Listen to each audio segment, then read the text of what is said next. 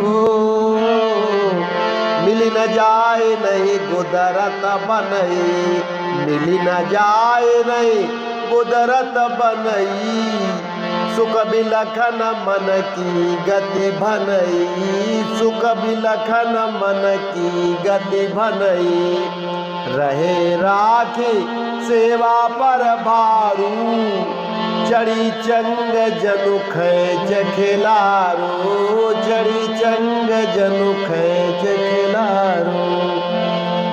श्री रामचरितमानस रामायण के अनुसार श्री लखनलाल जी श्री भरत जी के प्रेम भरे वचनों को सुनकर ही उन्हें पहचान लेते हैं, लेकिन श्री लक्ष्मण जी किसी महत्वपूर्ण विषय पर चर्चा करते हुए प्रभु श्री राम जी के सामने खड़े हुए थे और श्री भरत जी उनके पीछे आकर खड़े हो जाते हैं। तो श्री लक्ष्मण जी के सामने एक तो भरत भैया का निर्मल प्रेम और दूसरे उनके सामने प्रभु श्री राम जी की सेवा की प्रबल परवशता, इसलिए श्री लक्ष्मण जी ऐसी दुविधा में पड़ जाते हैं जिसका कि वर्णन नहीं किया जा सकता। यानी स्वामी श्री राम जी की सेवा को छोड़कर भरत भैया का आदर सत्कार किया जाए या भरत भैया को छोड़कर प्रभु श्री राम जी की पूरी बात सुनी जाए। तो श्री तुलसीदास जी कहते हैं कि यहाँ पर श्री लखनलाल जी भरत भैया के प्रेम को छोड़कर वे प्रभु श्री राम जी की सेवा में लगे रहे।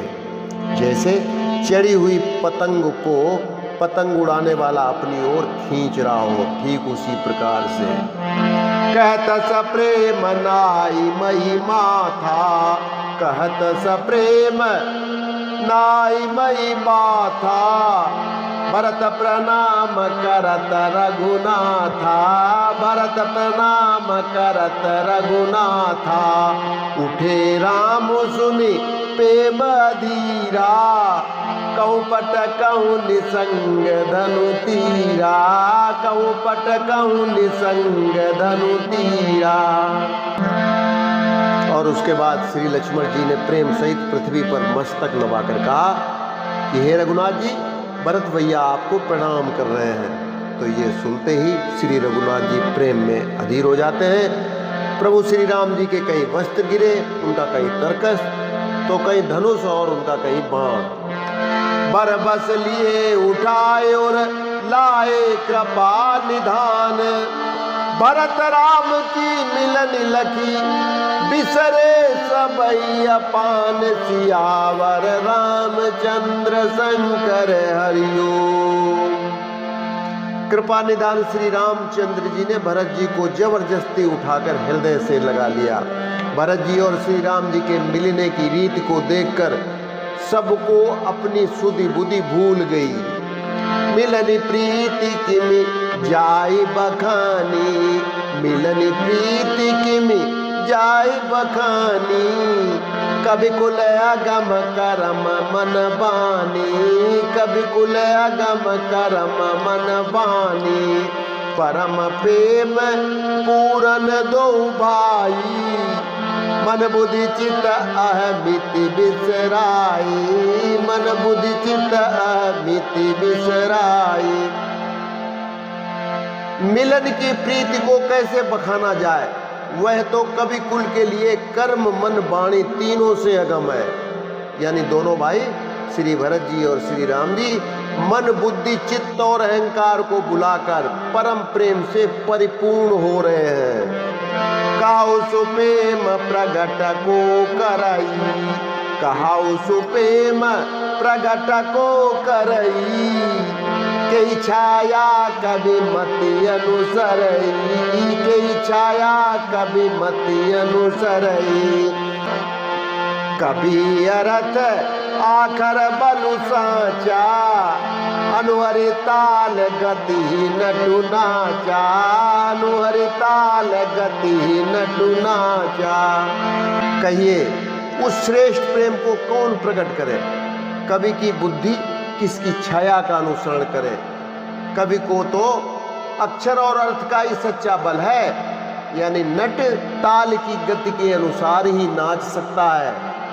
अगम स्नेह भरत रघुबर को, अगम स्नेह भरत रघुबर को, जान जाए मनु विधि हरिहर को, जान जाए मनु विधि हरिहर को, सोमय कुमति काऊ के भांति, बाज सुराग की गांडर ताती, बाज सुराग की गांडर ताती।